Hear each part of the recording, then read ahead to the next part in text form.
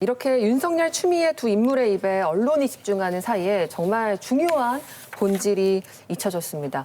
국감에 달군 라임 옵티머스 환매 중단 사태의 본질은요, 사실 2조가 넘는 그 막대한 피해액이 발생했고 많은 피해자들이 아직 해결을 지금 받지 못하고 있다는 상황인데요. 일단 피해자들의 목소리는 하나예요. 이 금융 범죄의 책임 소재가 명확하게 규명이 되고 피해에 대해서 배상을 받고 재발 방지책 만들어서 다시는 이런 일 없게끔 해달라. 그런데 이제 이런 피해자들의 목소리가 정치적 공방에 묻혀서 잘 드러나지 않고 있는 것 같아요. 실제로 저희가 그 보도량을 좀 분석을 해봤는데 일간지 5곳과 경제지 2곳에 지난 8일부터 24일까지 이 라임 옵티머스 관련해서 전체 658건의 기사 가운데 정치권 갈등과 의혹을 다룬 보도가 400건 차지했고요. 반면에 사모펀드 피해자를 조명하거나 이런 것들은 단 24건에 불과했습니다. 지금 정치권이나 언론에서 이 사태의 중요성을 강조할 때 항상 얘기하는 게 피해 규모잖아요. 몇 조, 몇 천억 막 이런 얘기잖아요. 근데 그게 그냥 숫자로만 보면은 야 크다라고 하지만 사실은 연루된 그 수많은 사람들의 삶 자체일 수 있는 거죠.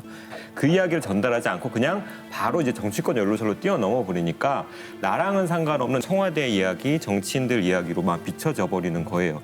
저도 이제 피해자들과 같이 기자회견을 하다 보면 기자회견에 오지 않는 기자들한테는 섭섭함이 생기지만 나중에 그 기자회견의 어떤 사진이나 이미지를 악용하는 기자들한테 분노가 치미거든요. 근데 최근에 조선일보 기사에 그런 것들이 나오더라고요. 10월 14일자 청행정관 소유의 옵티머스 돈 세탁소 조폭 살인 연루라는 기사를 보면 다 피해자들의 기자회견 사진이 나오죠. 그런데 내용을 보면 정작 피해자들이 하고자 하는 말은 안 나와 있고요. 오히려 반대 방향으로 나옵니다. 거기서 나온 메시지는 반영이 안 된다라는 거예요. 그냥 이거는 이용한 거죠. 이분들의 어떤 호소, 분노, 고통을 하나의 이미지로 이용만 했다라는 생각이 들어요. 그 라임 옵티머스 사태에 있어서 언론도 사실상 공모관계에 있다는 부분을 우리가 또 지적을 하지 않았습니까? 당시 사모펀드 홍보에 앞장섰던 언론을 저희가 찾아냈었는데 또 다른 언론의 잘못을 포착을 해냈는데요.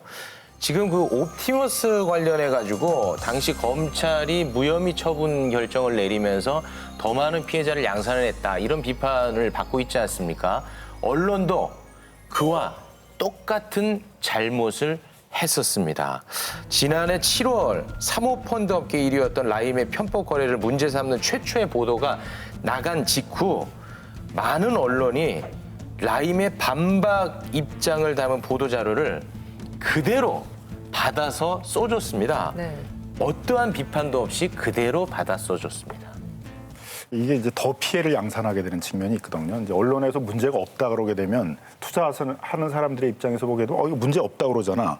그러면 더 안심하고 투자하게 되는 성향의 사람들도 있게 되거든요. 그래서 옛날에 저축은행 사태 때도 이제 저축은행 문제가 언론의 보도에 나왔는데 다시 또 일제히 문제 없어 저축은행들 이렇게 해버리니까 저축은행의 주식을 사게 되거나